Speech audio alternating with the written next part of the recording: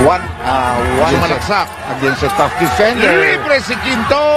Kaboom! He really trusts Bong Quinto. Kanina pa niya pinapasahan niya.